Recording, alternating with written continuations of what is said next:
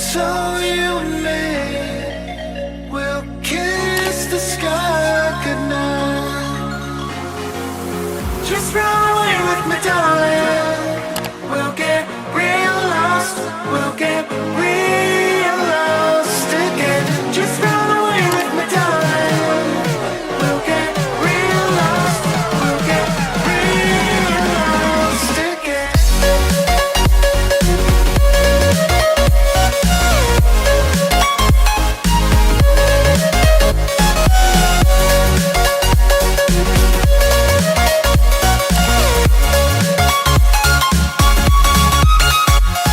Hello everyone, good morning. This is Los Furukawa and welcome back again to another Boracay vlog.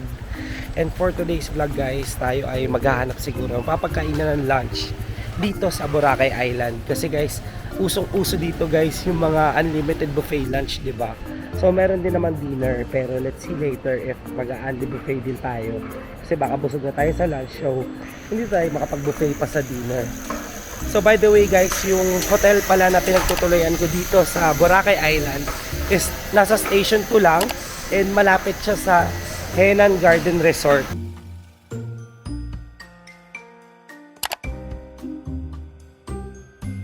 So ito na yung pinagkukuha natin guys. Meron silang only mushroom soup, only kare-kare, only bagoong, only pork sisig ata guys, only grilled chicken, ito dinakdakan, pansit bihon, Shanghai, seafood, and also pork siomai. Grabe.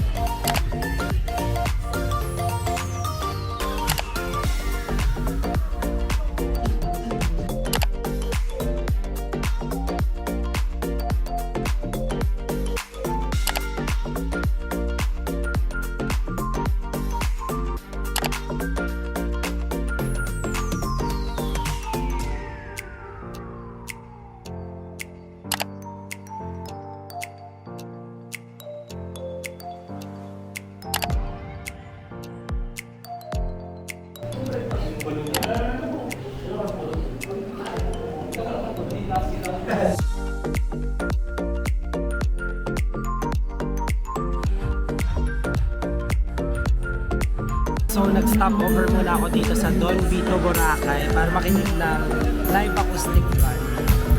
Para chill lang muna.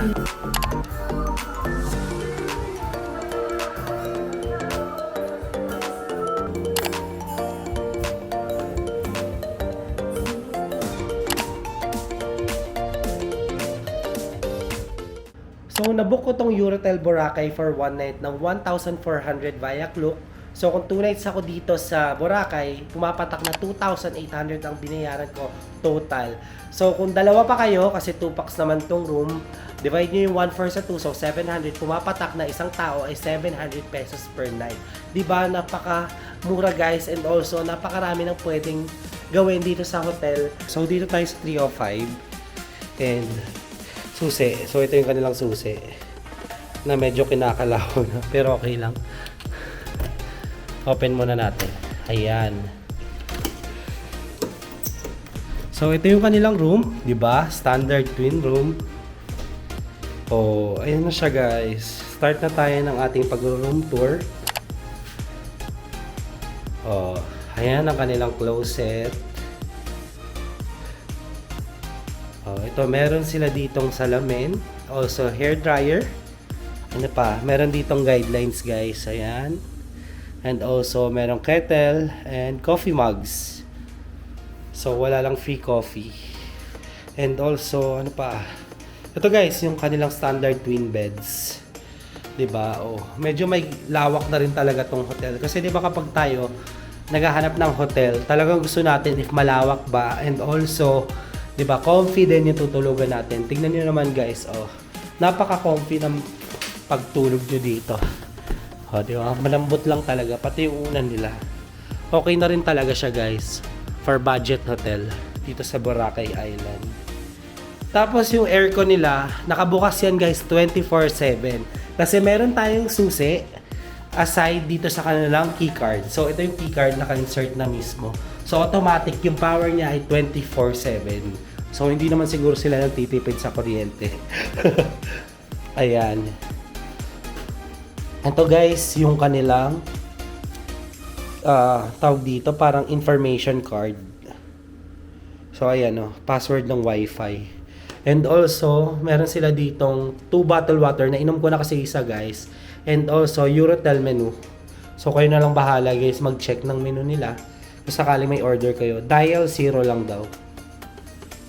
Ayan. Diba? Good for couples and solo travelers talaga ito dito sa Boracay. Ito na makikita dito sa bintana. Ayan. Wala namang nakikita. Akala ko may view. Wala pala guys. So, ayan. Tapos dito, parang European country. Yung kanilang design and landscape. Ayan yung kanilang aircon na Panasonic na malamig naman. Also, ayan. Nakatulog talaga ako na maayos. And yung kumot nila. Manipis pero as in comfortable talaga kayo matulog. Kasi nako-cover niya talaga yung lamig. And dito may mga saksakan sila. Itong saksakan. Ano pa yung mga saksakan? Ayun, meron din doon. Diba? Hinahanap din kasi natin guys kung ilan yung saksakan eh. Ito dito may saksakan pa ba? Oh, wala na. So parang dalawa lang ang kanilang saksakan guys. So kung sakali may extension naman kayo sa bahay, magdala na lang kayo na extension din para ready kayo sa travel nyo dito sa Boracay Island. Of course guys, ang inaantay nyo ang CR tour. Ayan. So meron silang shower. Ayan. Cover na cover ang whole body niya from head to toe. And also may toilet din sila, tissue, and also trash can, and also yung mga freebies na toiletries. Tapos ayan, faucet for washing hands. Ayan, ganyan lang kasimple guys yung kanilang CR. So, itong CR nila guys ay medyo malinis lang din naman. So, I give it 3 out of 5 because hindi siya ganun kalinis talaga. And also, medyo pansin ko talaga, makaluma nga yung mga gamit, panigurado. Parang matagal na talaga tong Eurotel na to. So, hindi ko kasi na-research yung history niya, guys. Kayo na lang. So, ayan. And I think, ayun lang, guys, yung sa room tour natin.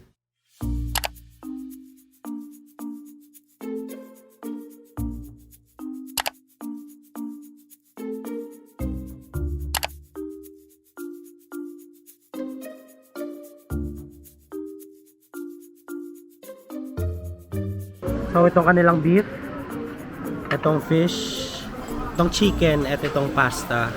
Tapos yan, watermelon and also iced tea. Yan lang siya guys. Mamaya, balik ulit na lang tayo.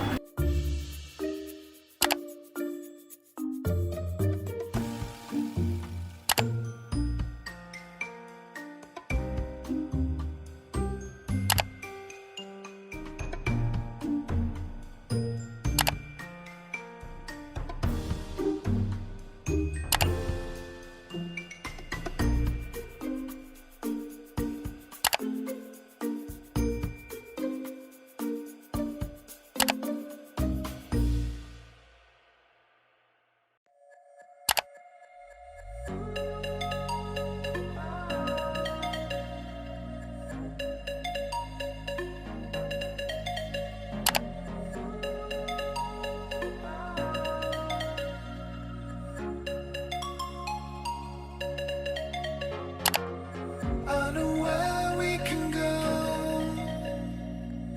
I know where we can go. And it's all you and me.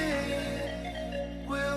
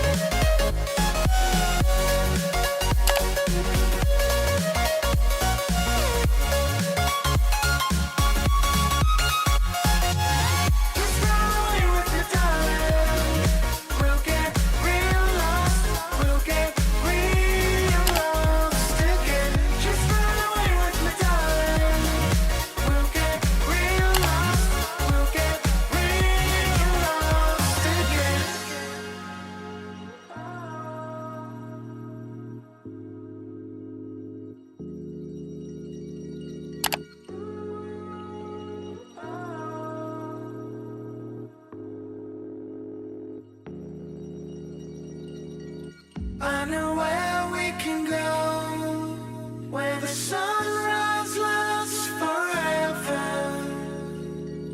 and it's all you and me. We'll kiss the sky goodnight. Come get lost with me. Come get lost with me. Come get lost with me.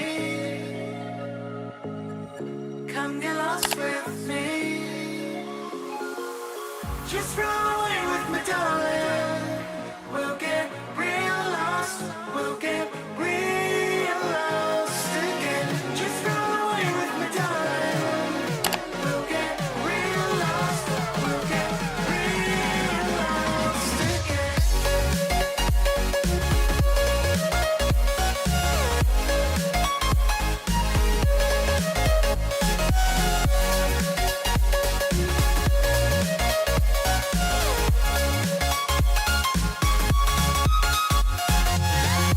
run away with me, darling. We'll get real lost. We'll get real lost again. Just run away with me, darling. We'll get real lost. We'll get real lost again.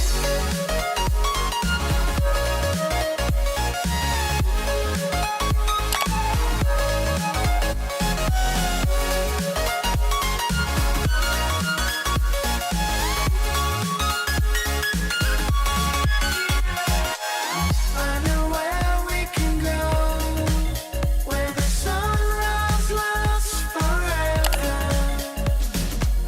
and it's all you and me. We'll kiss the sky goodnight. Welcome to U Hotels. Wow. Grabe, ang ganda ng U Hotels, guys. So dito tayo kakain ngayon ng unlimited dinner buffet. So we got our food stub na, guys. Ayan na siya. So tara, kukuha na tayo dito. Pero explore muna natin ano yung mga foods. May rice sila, merong fish. Ito, flavored rice, potato. Ito, vegetable medley. Ito, ano to? Barbecue spare ribs. Meron din, oh. Oh, meron silang tater tots and vegetable sticks. Wow. Oh, nandito tayo ngayon sa dessert station. May salad sila. Noodles. So, this is our dinner. Ayan, country chicken, fish, and also yung pork kawali.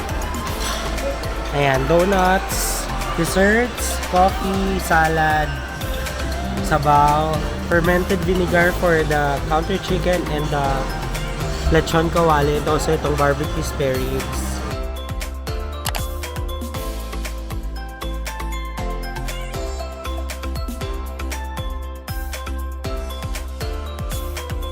Tignan nyo naman, guys, yung kanilang seafood serving. So, ewan ko na lang, guys, kung hindi pa kayo matakam. Ayan, oh, salad and also itong nakakatakam na lechon kawali.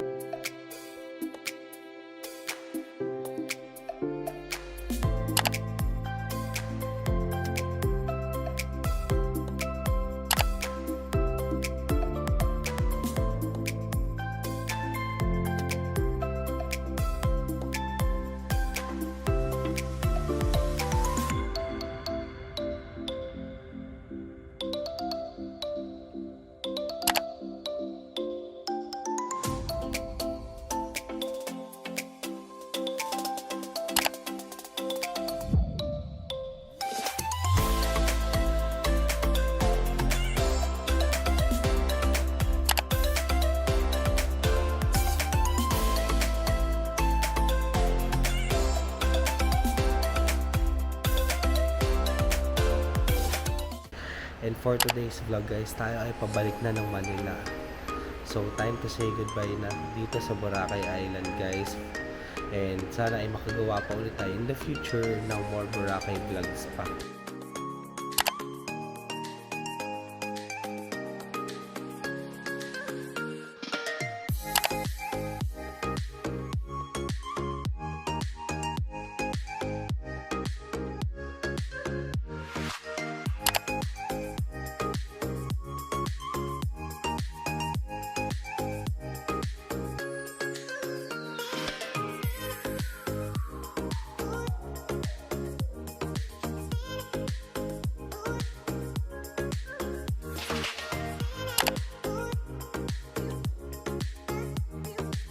So, ang bilis lang ng biyahe ko guys. Nandito na kaagad ako.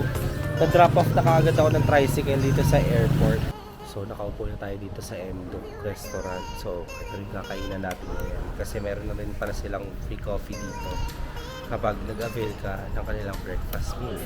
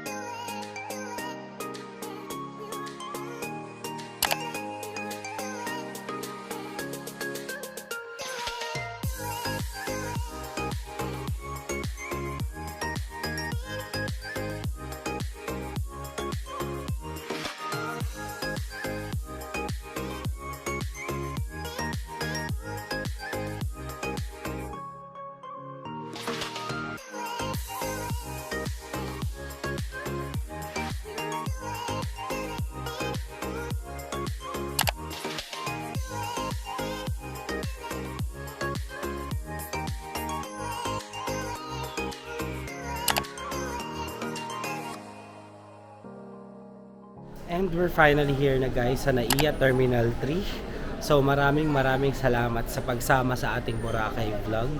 And sana ay makapunta ulit tayo dun soon. And with new itinerary na. So dito ko na puputulin kasi ako'y uuwi na sa bahay. Pagod na rin ako sa biyahe and gusto ko pa matulog kasi maaga ako kanina nagising. Kasi maaga yung pick up time. By the way guys, wala na palang e-travel ang domestic flight. So, yun lang. Sa international na lang siya kung magtatanong kayo sa comment section.